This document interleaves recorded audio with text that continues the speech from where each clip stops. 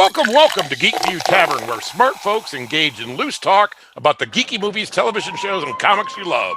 Remember to like the video, share it with friends, and please subscribe. In this episode, Marvel Cinematic Universe Phase 4, Warner's focus on HBO Max, the villainous Dr. Bong, plus Hawkeye's worst mistake. Hold on to your seats. Okay, Skeeter, hit the intro.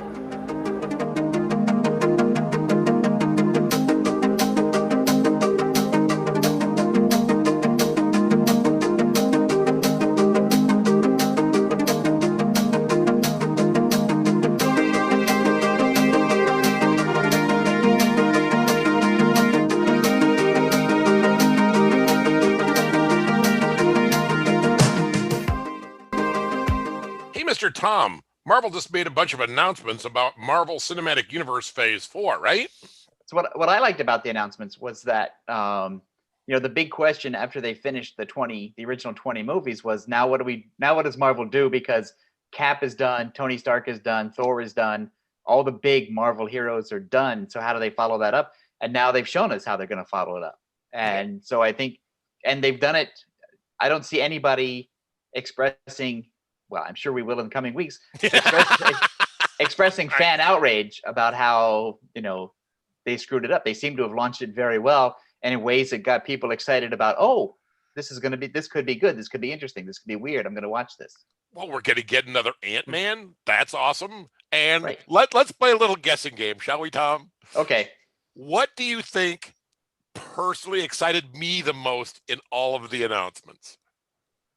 Just, you know me, and Ryan knows me. What do you think? I was like, oh, that's so great. That theaters could open up again and you could have popcorn. Oh, I love movie popcorn, but that's not it. That's a good guess. Everything I know. Oh my God. I think the WandaVision show. HAILEE Stansfield as Kate Bishop. And Hawkeye Really? getting his own TV show. I am over the moon. I should have guessed that because Hawkeye's your favorite Marvel character. He is, even though I got my Doctor Strange shirt on today. Then here's the thing. Hawkeye is your favorite character, even though in the comics he has the worst costume of anybody ever. Well, he did it, only for a few episodes. But at some point, I don't know how many issues, but at some point he did have the worst superhero costume ever created for any character ever. That's true. Right. Yeah. I mean, have you ever seen that, Ryan? He had a baby blue skirt and a I hadn't seen that one. Deep V-neck blue. Oh, I like that. And tons of skin. It is the most atrocious thing you've ever seen. It looks like him and 1940s Green Arrow are going to the prom together. Well, yeah, so you just named my Comic-Con costume for next year. Hey, thanks, Ed. I'm very excited for this. We spoiled it. Here we go. You ready? I'm ready. I'm all braced. There it is, Ryan, in all its beauty. Oh yes. Oh yeah, I could definitely rock that. I'm gonna have to do some push-ups first, but yeah, I could pull that off. Look at the beautiful headband. I was gonna say it's really the headband that brings it all together, or like the UGG calfskin like fold over boots. Those are great too. This looks like the pitch for the worst Star Trek episode ever. Yeah. Here's another good one. Look at that. There it is. It's all this baby blue loveliness. And that's what, a Bob Brown panel, Tommy, probably? Oh, it looks like Bob Brown. Or George Tuska, one of the two. Looks like Bob Brown. But look at that. That's preposterous. Why would anybody do that? It looks like one of those like 20s, Buck Rogers cereals right. or something. Like it's right, but this was the late 70s. I actually kind of dig that look. This is the late 70s, early 80s. What the hell? Yeah, but they were also discovering LSD in the 70s, Dave. So I mean, I think it tracks. Here, right. Smoke this. It feels very congruent with the era. That's right, because you can answer the question, what were they thinking? And then you pretty much know, of course. Well, that's like one of Tom and I's favorite stories about Steve Gerber. Did you ever read the old Howard the Duck comics at all, Ryan? Did you get a shot at those over the years? No. So he created, right around the time Howard was running for president, which was what, 76, Tom? It would have to be an election year. So yeah, 75, 76. So around 75, 76, he also had Howard battling a villain who had a giant bell for a head and the stick, it was like a school bell. So there was a giant stick sticking out of the top. He had a cape and he had pirate boots, just like Hawkeye. And the villain's name was Dr. Bong. Get it? Bell. And to his dying day, Tom, what did Steve Gerber say? He said that is not a drug reference. Damn it! That is not a drug reference. I pissed him off. We were dinner one night, and I pissed him off because I would not let this go. And because somebody brought it up, and he's like, "Yeah, Dr. Bong," and it's like, "No, it's not a drug reference." And I said, "Oh, the heck, it's not, Steve. Come on, you can tell me now. It's been 40 years. You gotta let this go. Tell me." And he was at him. He stopped speaking to me for like a couple of hours because. We loved Steve Gerber so much, but I can't let that go. It just makes me laugh every time I think about it. If his ghost came back and haunted my house, I would still bring it up. Come on, Steve. You can tell me. You snuck that one by. So, anybody read or seen anything really good this week? Because I haven't really. I did recommend Palomino to Tom by, what is that, Stephen Franck? That's really good, but I don't know if it's available anywhere but Kickstarter.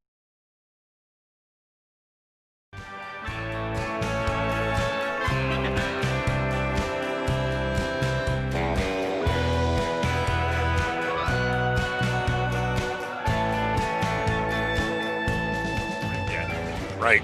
But it's the first whatever it is. It's about album length. But it doesn't really finish the story, but it's really well drawn and really well done. I read the first issue of the upcoming second arc of Hey Kids Comics by Howard Chaykin. Oh, that's so... And it just keeps getting better and better, doesn't it? It does, because he's got a lot of stories to tell that are truthful, but names have been changed. Yeah, he's got to grind, too. There's sparks flying off that bad boy. Yeah, but it's not... It's not mean. No, it's not mean. It's not vindictive, and so it's really it captures the way like if you think comics are screwed up now, it's like, oh, you have no idea. Right. Sure. This goes back to their structural DNA from the late 30s and early 40s and into the 50s. It's like what you see in comics now is nothing compared to what it was. Yeah. You see anything really outstanding this week, Ryan, that you can think of? Oh man, I feel we're all so busy. A little bit. Yeah, I've been working through. I've actually been working through a nonfiction book that, and for the life of me, I cannot recall the name of the book, but it's basically about surgical practices in Victorian England. Oh my God! This gentleman by the name of Joseph Lister, who sort of seeks out to solve, sort of post-operative infections and bacteria and everything, and sort of the creator of Listerine. Right. Yeah. See what I did there? Yeah. Very nice. Yeah. I'm going to roll with it and pretend the bad joke, Dave. I was trying to move on and you wouldn't let me. All right. Fair enough. Dave is trying out for the host of Jeopardy. Or Match Game. What led you to this book? It just was walking around my local bookstore one day, and it was on a buy one, get one half off sort of sale for paperbacks, and seemed like an interesting subject matter. And, in 5 pages, they described some pretty gruesome Victorian surgeries before they knew anesthesia. And so I was like, I'm hooked. Let's go. Aren't those the days when your barber, your dentist, and your surgeon were all the same guy? Yes. Yeah, basically. Yeah, and the only anesthetic was really whiskey. Sort of showing that, look, anesthesia can work hypnosis to get people to not feel pain. And so he tries it, and it works incredibly well. And so it became so popular that they used it on everybody. But what that meant then is actually deaths increased in London because they just started operating on everybody. They would just have 5 people lined up in a room, and he'd be like, okay, I'm hacking this leg off, I'm hacking this leg off, I'm hacking this. No sanitizing of tools or anything. And they're like, oh, how are all these people dying of staph infections? It's like, well, I wonder. I would like to be in the room where they all discover ether is great. Yeah, that would have been a fun room. Like we could have had a YouTube show about guys on ether. That would have been really fun.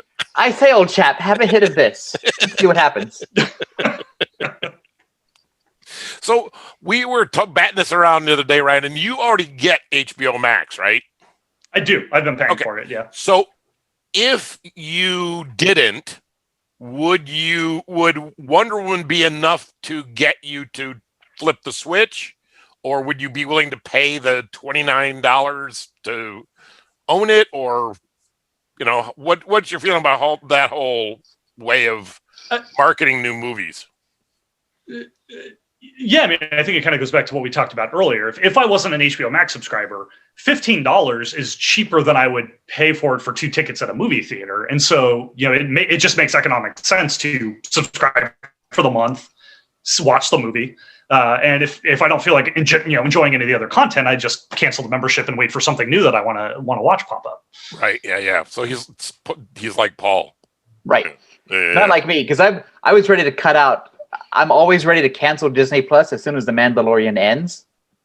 But now I'm not going to, because there's so much stuff that, even if I don't like 1 or 2 of the things that are coming out, the rest of it still makes it worthwhile. And for HBO Max, there's not enough stuff on the Warner's slate for 2021 that I'm enthusiastic about. I mean, I'm not going to pay $15 a month for Top Gun Maverick because I wasn't going to pay that for a ticket. And the Wonder Woman 84, which I really, really want to see, is not worth subscribing to HBO Max to get, nor is it worth, a one-time high-end price to see it. But I have a feeling that HBO Max will at some point give me a free preview, and then I will sneak in and I will watch that thing like 40 times before my free preview is up. And then I'll go, damn, that Patty Jenkins has me really excited for Star Wars. Rogue Squadron. I can't wait for that Rogue movie. Yeah, because I saw the teaser for Rogue Squadron, which has absolutely no footage in it, just Patty Jenkins talking about her family and putting on the flight suit and the helmet, and I'm in. It's just like, I don't need to see any more footage. I'm already sold. I'm pre-sold for Rogue Squadron.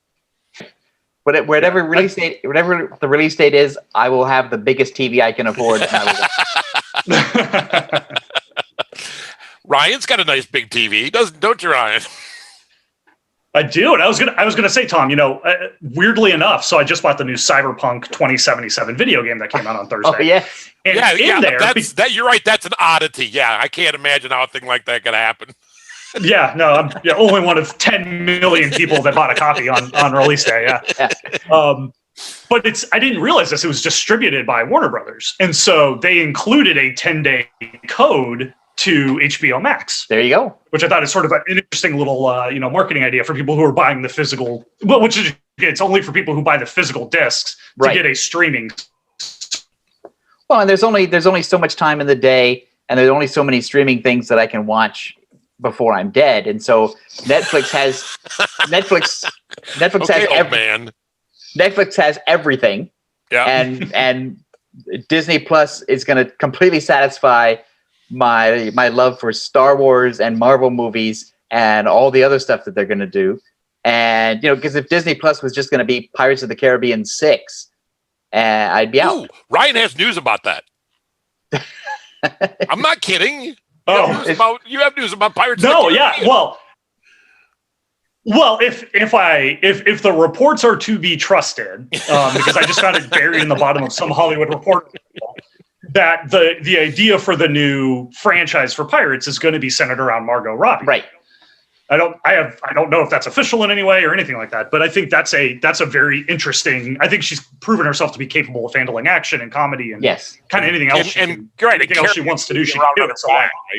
Yeah. Well, and also, right, Johnny Depp. The thing is that Pirates of the Caribbean is still a viable franchise if you want to make $300 million in profit off your movie. And Johnny Depp is now no longer capable of being in a movie because he's deservedly toxic. And so, out he goes. You still have to keep the franchise alive, and having a bunch of guys dress up like Cthulhu isn't going to do it either. So you need some kind of decent star to bank on that. And I think Margot Robbie's a great choice. Yeah, no, absolutely a great choice. You still got to wrap a good script around it, but boy, oh boy, that's a great choice. That'll bring eyeballs. I'm in. So yeah, it doesn't take much to sell me a Margot Robbie movie. I saw the last 3 Pirates of the Caribbean movies, and I don't really think you need a good script to wrap around it. Okay, fair enough. You put some pirates on a boat. They'll still make $1 billion. Right, you put some pirates on a boat, and the international market will buy all of that. And then Lego will make a playset out of it, and then boom, you're done. There, you're all set, and Ryan will buy it, and it'll be. Well, how come you don't have a little Lego set on the desk on the little black thing behind you, Ryan? There should be like dioramas all set up, or you got to go ahead. Because I realized about 10 minutes. Well, I realized about 10 minutes before I was like, oh, I need a setup. I can't just have a laptop sitting on my lap on the bed. So next time I will have much more elaborate things put up and bring a proof of life newspaper with you. Yeah, there you go. Yeah, exactly. Well, thanks, boys. This has been wonderful. I think we've filled a beautiful show full of stuff, and we will do it again soon. So goodbye, Dave. Goodbye, Ryan. Thank you, Mr. Tom. Cheers. We will welcome everyone back to the tavern the next time around. Bye, everybody.